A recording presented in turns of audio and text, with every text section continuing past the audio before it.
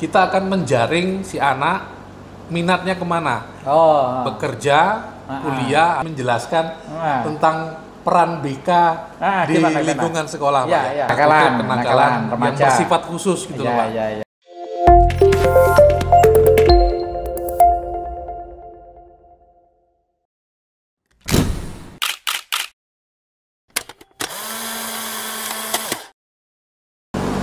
Berjumpa lagi dengan Jago TV. Kali ini episode yang ke-13. Kita akan membahas masalah bimbingan konseling di sekolah. Maka hari ini saya mendatangkan Bapak Akbar. Beliau adalah koordinator guru BK yang menangani anak-anak yang ada di SMK Jatirogo. Pak Akbar nanti akan banyak bercerita, memberikan banyak informasi terkait bagaimana BK bekerja, apa saja yang dilakukan, dan bagaimana pembimbingan terhadap anak-anak. Selamat siang Pak Akbar. Selamat siang Pak Pergi. Selamat datang di TV Jago. Hari ini bertepatan dengan Hari Guru, sehingga cocok kiranya kalau kita berbicara masalah bimbingan kepada anak-anak, bahwa anak SMK yang jumlahnya cukup banyak, di SMK Jatirogo ada sekitar 1.400. Tentu masing-masing individu siswa itu memiliki keterbatasan dan kelebihan sendiri-sendiri.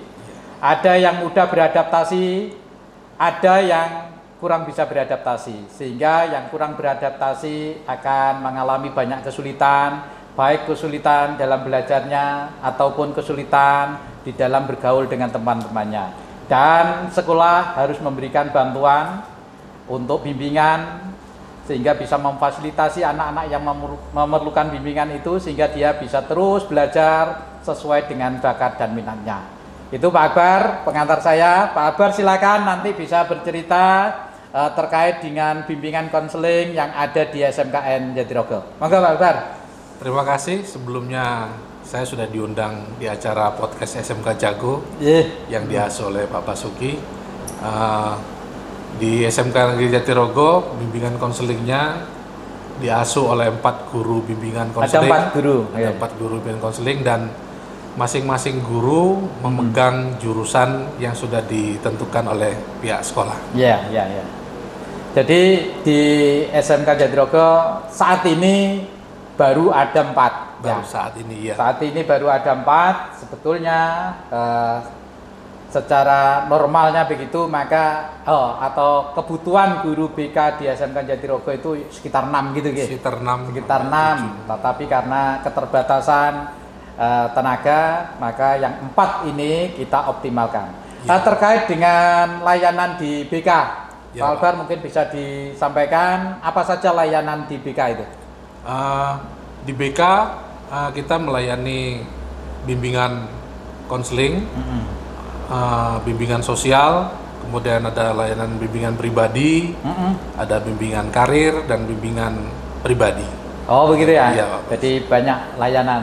Ada 4 layanan. Terkait dengan tadi layanan bimbingan sosial, itu kira-kira masalahnya apa? Anak-anak kok perlu dibimbing secara sosial itu? Biasanya hambatannya pergaulan. Biasanya dimulai dari kelas 1 itu di dalam kelas biasanya Pak. Antara lingkungan yang lama di SMP, sekolah yang dulu, kemudian masuk ke sekolah yang baru. Di situ pada awal kita akan memberikan bimbingan klasikal tentang bimbingan sosialnya, bagaimana tentang cara bergaul, cara bersosialisasi dengan teman sebaya, dengan guru, dan dengan lingkungan gitu. Jadi terkait dengan komunikasi dan kolaborasi dengan teman-temannya. Ini yang menjadi masalah di banyak sekolah, bahwa anak-anak yang dari SMP mungkin teman-temannya tidak semuanya sekarang menjadi temannya di SMK kan gitu. Dia harus bergaul, dia harus bersahabat dengan teman-teman yang baru. Bagi anak-anak tertentu mudah hal itu, tetapi bagi anak-anak yang punya halangan khusus, maka hal itu mempengaruhi terhadap proses belajarnya. Anak yang tidak bisa bersosialisasi, maka belajarnya juga akan terhambat, kan begitu ya? Alhamdulillah. Kemudian terkait dengan ini, persepsi orang kebanyakan siswa bahwa BK itu kan menjadi momok anak-anak. Kalau dipanggil BK itu seakan-akan dia harus berhadapan dengan pengadilan begitu, berhadapan dengan polisi begitu. Nah, menurut Pak Akbar bagaimana di sekolah? Apakah anak-anak itu ya masih seperti itu? Ya, terima kasih. Nah, ini pada saat kesempatan podcast ini saya ingin menjelaskan tentang peran BK di lingkungan sekolah. Dulu pada saat kita masih sekolah, memang BK itu dipersepsikan dengan polisi sekolah. Polisi sekolah, kemudian dia yang menjatuhkan sanksi. Menjatuhkan sanksi, terus yang dia mengawasi perilaku siswa yang nakal atau yang itu. Ternyata setelah saya menyelami bimbingan konseling, ternyata peran BK itu tidak ke sana. Ternyata peran BK itu mengatasi hambatan siswa dalam pembelajaran, dalam lingkungan, kemudian cara mereka untuk menentukan karir, minat, bakat mereka. Kemudian setelah mereka lulus sekolah itu harus kemana? Itu sebenarnya tugas BK di situ. Jadi untuk pelanggaran tata tertib itu memang tugasnya sudah dipegang sama kesiswaan. Jadi BK tidak berkecimpung di pembiaran sanksi, begitu hukuman, pelanggaran tata tertib itu tidak ke sana. Cuman imbasnya karena dalam pelanggaran tata tertib pasti ada hambatan di dalam lingkungan, di dalam sosialnya. Jadi tetap harus berhubungan, cuman efeknya tidak ke peraturan tata tertib. Cuman imbasnya menjembatani antara kenapa siswa tersebut nakal. Jadi mengapanya itu yang menjadi tugas BK. Termasuk ini, berarti menjembatani itu bagaimana BK bisa menjembatani antara wali kelas dengan wali murid, kemudian kesiswaan dengan wali murid, sehingga kadang-kadang diperlukan mendatangkan orang tua. Biasanya Pak Akbar, kalau orang tua didatangkan ke sekolah itu kasus apa sih? Kebetulan di SMK kita ini yang terbanyak itu kasus hambatan pembelajaran, anak tidak masuk di dalam pelajaran, ada beberapa mata pelajaran yang tidak dimasuki sama anak. Gitu. Kemudian membolos karena dia tidak masuk dari rumah itu pamit berangkat ke sekolah tapi tidak sampai sekolah.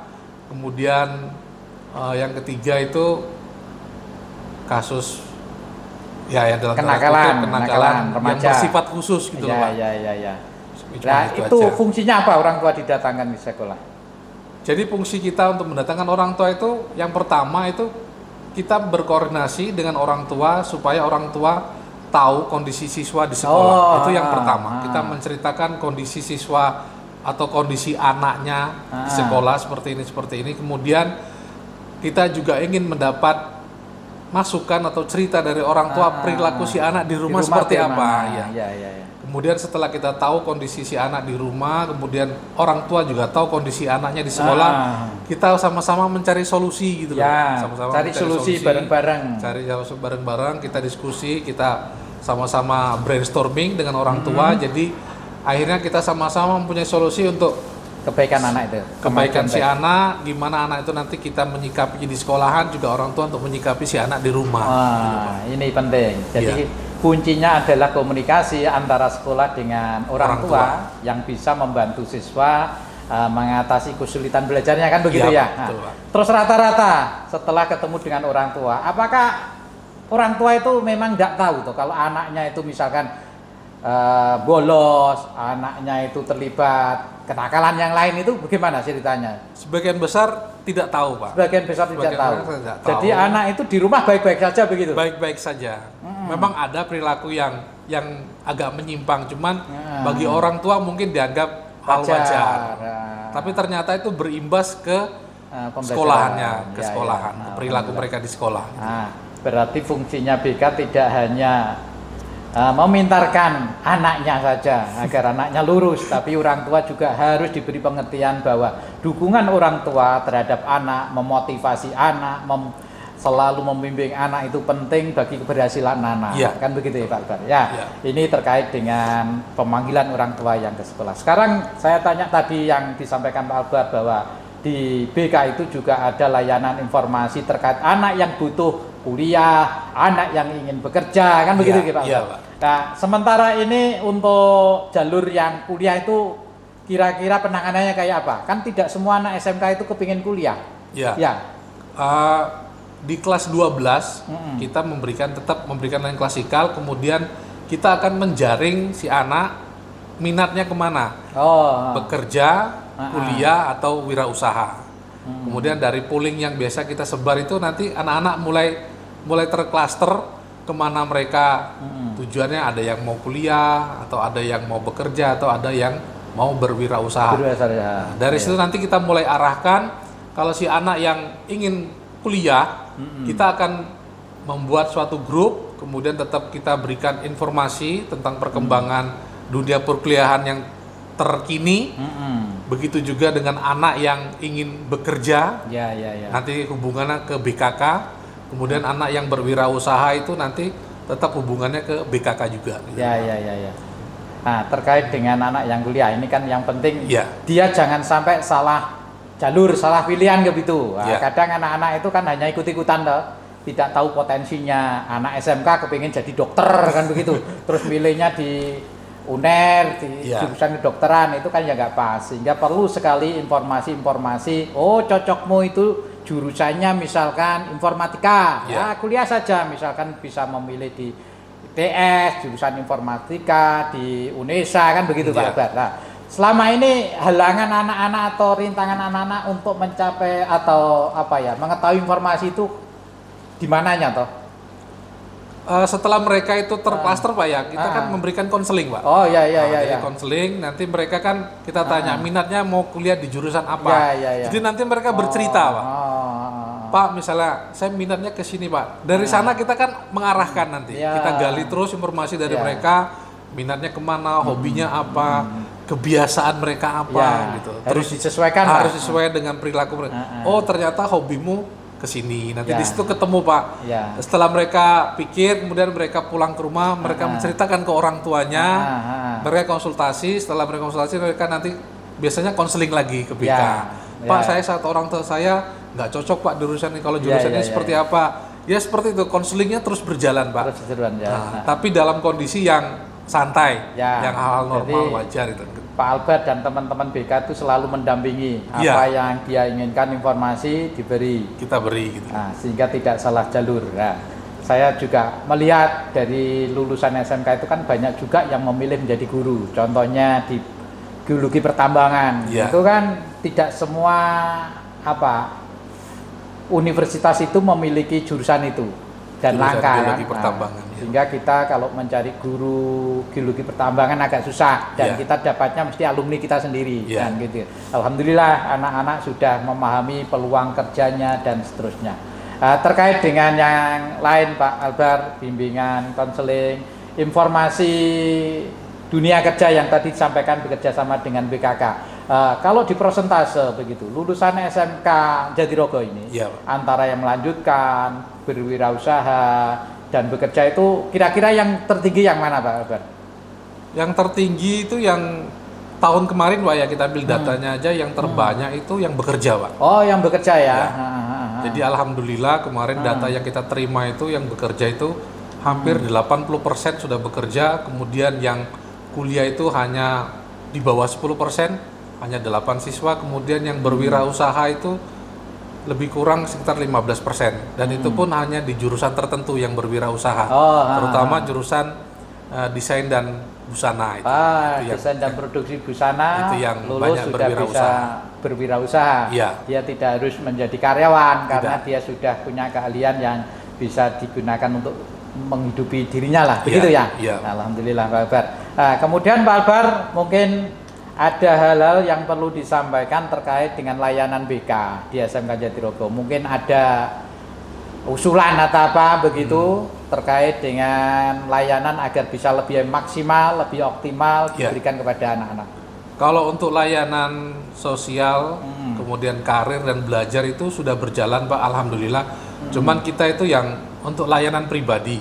Layanan pribadi. Ya, karena memang layanan pribadi kan terbentur di kultur, Pak. Karena kita kultur pedesaan, jadi siswa itu untuk bercerita terus terang itu agak kesulitan. Beda dengan anak kota. Kalau anak kota kan bisa lebih terbuka. Tapi kalau anak desa itu memang karena kultur mereka itu unggu, pekewu sama orang tua, jadi layanan pribadinya agak terhambat. Cuma di situ, Pak. Nah, ini nanti yang perlu dibicarakan dengan teman-teman BK, bagaimana mengatasi ini dari kondisi siswa. Karena apa? Pak Albar dan teman-teman BK bisa membantu menyelesaikan masalah kalau dia punya masalah, apabila dia mau bercerita padanya. Nah, kalau kita mau membantu tetapi tidak tahu masalah sesungguhnya ya susah ya. Nah, itu yang memang harus terus dicari solusinya bagaimana agar anak itu saat datang ke ruang BK dia bisa nyaman, kemudian bisa terbuka, itu yang penting. Karena apa? Ya namanya anak-anak mungkin takut bahwa informasi nanti yang disampaikan kemudian menyebar ke temannya sehingga jadi malu dan sebagainya. Apakah di BK itu ada kode etiknya toh Pak Akbar? Sehingga apa yang disampaikan klien atau anak-anak itu ya cukup di gurunya saja, guru BK-nya tidak perlu kemana-mana. Apa begitu? Ada Pak.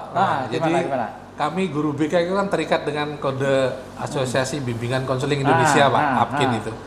Jadi di situ ada etika kerahasiaan, ada etika kesukarelaan, ada etika kebebasan, kemudian ada etika keahlian. Jadi kalau etika kerahasiaan itu kita harus tetap memegang teguh rahasia siswa atau anak didik atau klien. Tidak boleh menceritakan kasus tersebut ke sembarang orang kecuali mendapat izin dari si siswa atau si klien. Kemudian azas kesukarelaan itu klien atau siswa itu harus sukarela bercerita. Kita tidak boleh memaksa, tidak boleh kemudian menekan. Jadi kalau ada kadang-kadang siswa itu masuk ke ruang BK itu hanya diam, Pak.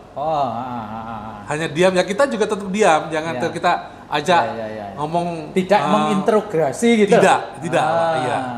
Jadi kita terus misalnya ada siswa yang masuk ke ruang BK tuh kita tanya perlumu apa? Enggak. Kita nggak boleh bertanya seperti itu. Jadi halo, ngapain? Lagi ngapain? Ada PR, ada apa gitu. Nah, sekarang terkait dengan anak-anak yang datang ke BK. Persentasenya bagaimana, Pak? Anak yang mau secara sukarela datang mengadu ke Pak Albar dan teman-teman, kemudian minta diberikan solusi, itu banyak apa enggak sih anak-anak kita itu? Kalau secara langsung, Pak ya, kalau secara langsung itu kecil, Pak, presentasinya. Cuman mereka terbanyak itu lewat WA. Nah itu tadi karena saya bilang konsultasinya karena mereka punya kultur itu, Pak ya. Jadi mereka nanti menyebutkan nama kelas, nanti mereka konsultasi, dan itu pun biasanya bukan hal pribadi, Pak. Malah biasanya konselingnya ya ke karir, kuliah, lebih banyak ke sana, Pak. Lebih hal yang lebih bersifatnya umum.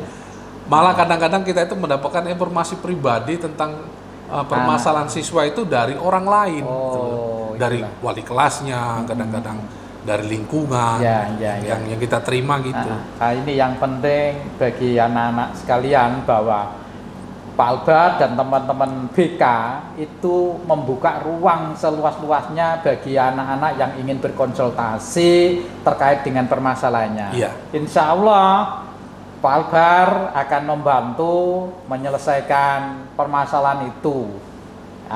Tetapi syaratnya ya harus terbuka, apa yang jadi masalah disampaikan secara sukarela, dan BK mempunyai kode etik yang tidak akan menyebarluaskan masalah atau apa gitu ya Pak Albar. Nah, ini yang penting, dan itu yang harus jadi pokok tugas Pak Albar dan teman-teman, meyakinkan pada para siswa bahwa bimbingan konseling adalah tempat yang nyaman bagi anak-anak untuk mengadu, tempat yang nyaman untuk anak-anak mencari solusi yang terbaik. Kita tidak menjanjikan harus tepat solusinya, tetapi paling tidak sudah bisa membantu mengurangi beban itu. Itu Pak Albar. Pak. Ada yang ingin disampaikan lagi Pak Albar terkait dengan layanan BK? Ini sudah hampir 20 menit. Saya kira kalau untuk layanan BK sudah baik, Pak, sudah cukup. Kemudian yang paling untuk mungkin ruangannya atau peralatannya ada yang perlu ditambah atau apa begitu? Kalau ruangan alhamdulillah terima kasih sudah nyaman? Sudah diberikan ruangan, sudah nyaman. Cuman memang ada satu ruangan yang memang tapi ya itu tadi karena layanan pribadi itu di sini sangat belum bisa diterapkan Pak ya, karena kultur tadi belum saya usulkan untuk dibuat. Cuman ada satu Pak yang ingin saya usulkan untuk anak kelas 12 terutama begitu mereka naik kelas 12 untuk diadakan tes psikologi. Nah ini untuk tes psikologi karena di dalam APKIN itu kita tidak diperbolehkan Pak, karena untuk tes psikologi itu kan ranahnya psikiater, bukan ranahnya psikolog. Jadi untuk tes psikolog BK itu tidak boleh untuk melakukan tes psikologi. Jadi harus bekerja sama dengan lembaga yang melakukan tes itu. Melakukan tes tersebut yang sudah tujuannya untuk apa toh tes itu? Jadi tujuan itu sebenarnya bertujuan untuk mengetahui potensi dan bakatnya anak-anak. Jadi potensi si anak itu nanti setelah mereka mendapatkan tes psikologi tersebut, mereka nanti lebih terarah, lebih jelas lagi potensi mereka kemana. Nah itu yang butuh memang yang kembali lagi ke dana lagi itu nanti kita akan rencanakan ke depan terkait dengan layanan tes psikologi yang kita akan bekerja sama dengan lembaga sehingga layanan kepada anak-anak terkait dengan potensinya ada di mana dan jalur yang tepat dia berada di mana itu akan Pak. Lebih bisa membantu siswa di dalam berkarir. Ya, terima kasih Pak Albar, keterangannya sudah cukup lengkap. Saya kasih hadiah sebuah pantun ya.